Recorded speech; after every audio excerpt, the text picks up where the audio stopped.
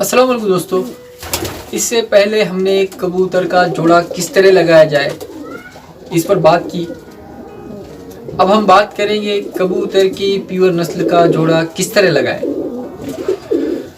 तो जो प्योर नस्ल के कबूतर होते हैं इनके बीच जोड़ा डालते वक्त जैसे कुछ बातों का ख्याल रखा जाता है, जैसे कबूतर के ब्लड लाइन के बारे में, जैसे कबूतर के रंग के बारे में, उसके जीन्स के बारे में। जो प्योर और खालिस नस्ल का कबूतर होगा उसकी पहचान, उसके बारे में, उसके कारकिर्द के बारे में, साथ उसके ख़ानदान के जैसे उसके माँ बाप, चाचा, भाई बहन, इसके बारे में हमें उनकी कारकिर्द, उनकी खूबियों का पता हो और इस तरह के कबूतर के बीच किसी तरह की खराबी ना आए या उनके जिस्म के अंदर के पॉइंट्स जिनके अंदर कुछ कमी हो तो उसको आगे बढ़ाने के लिए, उसके अंदर कुछ इजाफा लाने के लिए कुछ बातों का ख्याल रखते हुए इनके बीच जोड़ा डाला जाता है। तो जो किसी भी नस्ल के अंदर खालिस और प्योर कबूतर होगा उस तरह के कबूतर के साथ वो कबूतरी डाली जाएगी जो उसी नस्ल से ताल्लुक़ रखती हो, साथ उसके ब्लड के अंदर जैसे कुछ मुख्तसर या थोड़ा सा बदलाव। जैसे बात करें तो उन दो कबूतरों के बीच नर कबूतरी और मादा कबूतरी, इनके बीच जोड़ा डाला जाएगा जो एक ही नस्ल से हो, जिनकी बिरादरी एक हो और ख़ानदान अलग हो। इस तरह दो अलग अलग ख़ानदानों के पर एक ही नस्ल के कबूतर, नर कबूतर और मादा कबूतर, इनके बीच जोड़ा डाला जाएगा। इसे लाइन ब्रीडिंग कहेंगे।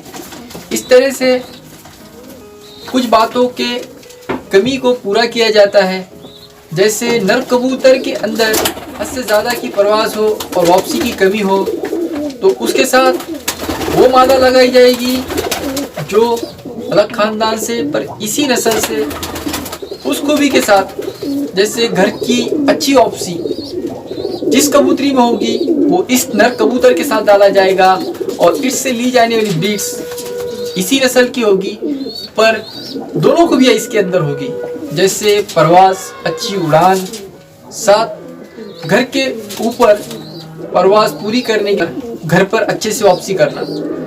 इसी तरह जैसे कबूतर के जिस्म के अंदर किसी स्ट्रक्चर की कमी हो तो उस स्ट्रक्चर्स के अंदर कमी होने की वजह से कबूतर कुछ बातों में मार खा जाता है, उसके अंदर कुछ कमियां आ जाती है। मादा कबूतरी डाली जाएगी जिसके अंदर उससे ज़्यादा वो खूबियाँ मौजूद हो और इस तरह जोड़ा डालकर इनसे ब्रीड्स ली जाती है। इस तरह के कबूतर का जोड़ा उसी तरह लगाया जाता है जैसे नर कबूतर के जिस्म के अंदर कबूतर के जोड़ा डालने के लिए जो पॉइंटों का पूरा और मुकम्मल होना, साथ मादा के अंदर उसके भी जिस्म के पॉइंटों का पूरा और मुकम्मल होना। कुछ एक सी बातें होगी, कुछ मुख्तलिफ बातें होगी, जैसे कबूतर के पर के स्ट्रक्चर के अंदर पर अगर हद से ज़्यादा बड़ा हुआ हो तो उसके बड़े पर के साइज़ को या चौड़ेपन को कम करने के लिए उसके साथ पतले और छोटे पर वाली मादा डाली जाएगी और इससे दरमियानी साइज़ या दरमियानी पर के बच्चे लिए जाएंगे। और एक स्ट्रक्चर जो मेंटेन करना होता है प्योर नस्ल का, उस स्ट्रक्चर को मेंटेन किया जाता है। साथ इस बात का भी ख्याल रखा जाता है कि कबूतर कहीं इनब्रीड ना हो, क्योंकि कबूतर इनब्रीड के शिकार होने पर बहुत सारी खूबियों को कम कर जाते हैं। उनके अंदर बीमारी की चपेट में आसानी से आ जाना, उसके अंदर परवाज़ कम हो जाना, जैसे किसी कबूतर के अंदर कोई खूबी हो तो उस खूबी का कम कर जाना। इस तरह से बहुत सारी बातें कबूतर के इनब्रीड के शिकार होने पर होती है। और बात करें ब्रीडिंग के तरीके से तो जो प्योर नस्ल के कबूतर की नस्ल कशी है, कबूतर के जो ब्रीडिंग के 3 टाइप्स है।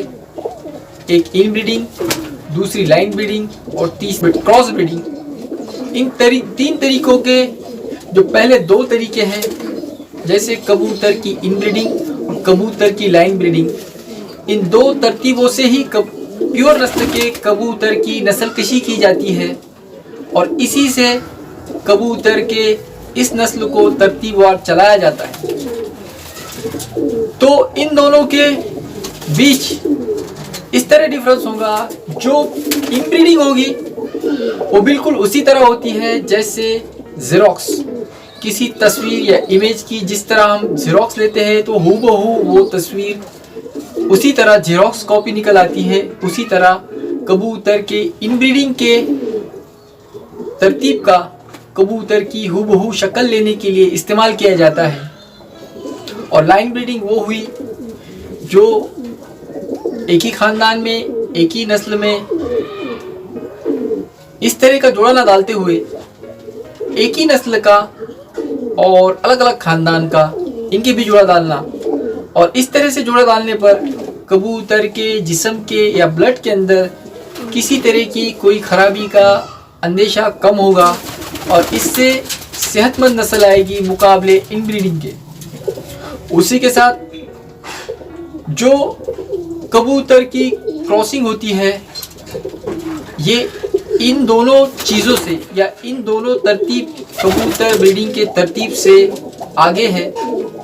और इस तरह के ब्रीडिंग जिसे कबूतर की क्रॉसिंग कहेंगे, इससे जो मौजूद अभी अलग अलग और मुख्तलिफ नस्लें हैं इनकी इजाद हुई है और इनका वजूद भी कबूतर के क्रॉसिंग से ही हुआ है। इसी तरह अगर बात करें तो कबूतर की सबसे प्योर और अच्छी ब्लड लाइन होगी तो वो होगी जंगली कबूतर, और बाकी जितने कबूतर होंगे वो क्रॉस से बने हुए हैं। और इस तरह क्रॉसिंग से ही कबूतर के बहुत सारी बातों की इजाद, बहुत सारी चीज़ों के अंदर बदलाव, बहुत सारी नस्लों की आमद हुई है। इसलिए इसके बाद आने वाले अगले वीडियो में हम कबूतर की क्रॉस नस्ल, इसका जोड़ा किस तरह से लगाया जाए, किन किन बातों को ख्याल में रखते हुए कबूतर का क्रॉस जोड़ा डाला जाता है और इस क्रॉस जोड़े डालने से क्या फ़ायदा होता है और क्या नुकसानात होते हैं, इस पर बात करेंगे। तब तक के लिए अल्लाह हाफिज़। जय हिंद, जय भारत।